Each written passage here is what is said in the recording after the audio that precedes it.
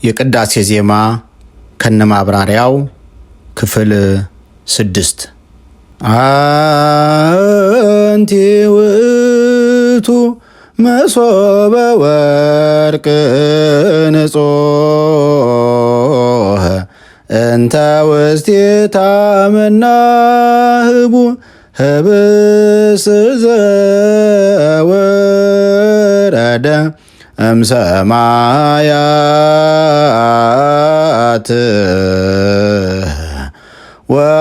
ወሃብ የህይወት ለኩሉ ዓለም።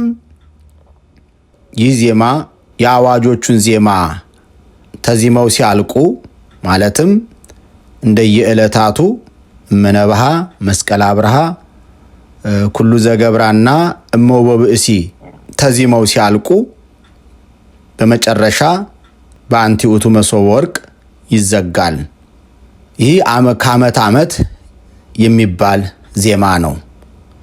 ትርጉሙም አንቲ ውእቱ መሶበ ወርቅ ንጹሕ እንተ ውስቴታ መና ህቡእ ህብስት ዘወረደ እምሰማያት ወሃቤ ሕይወት ለኩሉ ዓለም። ከሰማይ የወረደ ለዓለሙ ሁሉ ሕይወትን የሚሰጥ ህቡእ መና፣ የተሰወረ መና ያለባት ንጹሕ መሶበ ወርቅ አንቺ ነሽ ማለት ነው።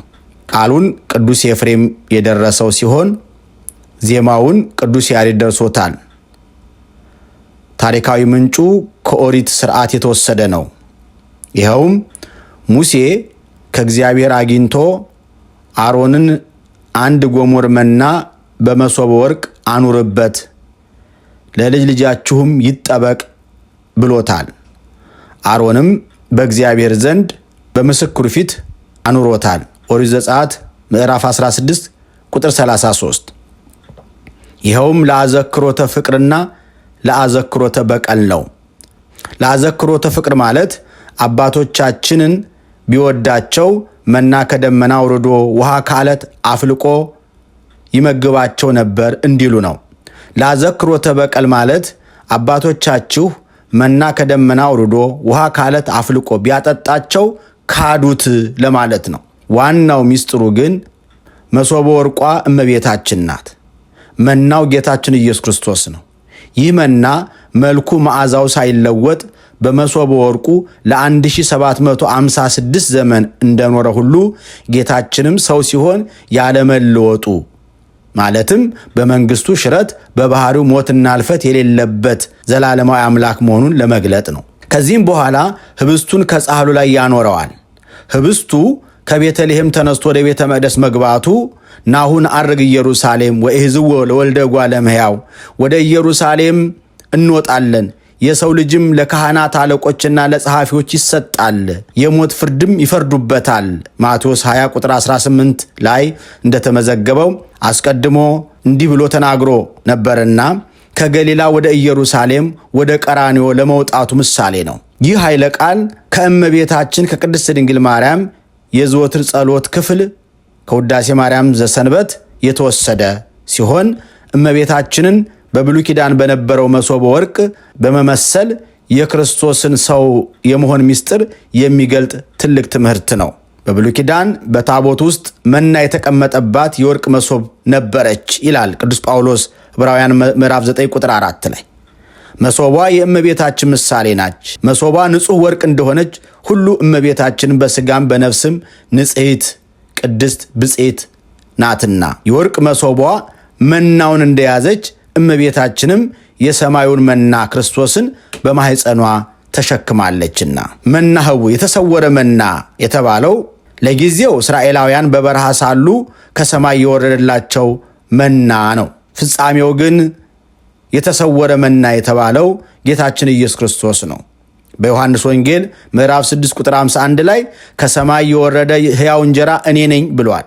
ህቡ አለ። ምስጢራዊነቱ መናው በመሶብ ውስጥ ተሰውሮ እንደሚኖር ክርስቶስም በእመቤታችን ማኅፀን ለ9 ወር ከ10 ቀን አድሯልና ይህ አምላክ ሰው የመሆን ምስጢር ነው። ህብስ ዘወረደም ሰማያት ከሰማይ የወረደ እንጀራ ጌታችን ከሰማያት ወርዶ ከድንግል ማርያም ሥጋን ነስቶ ተዋህዶ መወለዱን ያረጋግጣል።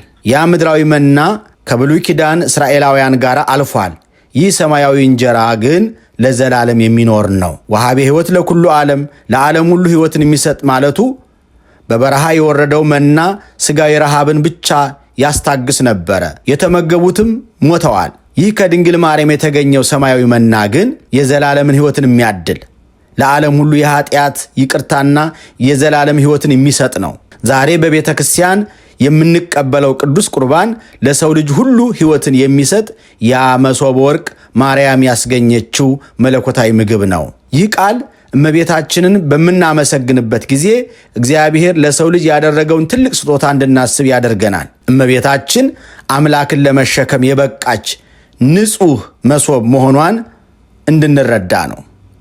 ከእርሷ የተገኘው ክርስቶስ ለሁላችንም የሕይወት እንጀራ ስለሆነ እርሱን እናመሰግናለን። አንቲ ውእቱ መሶበ ወርቅ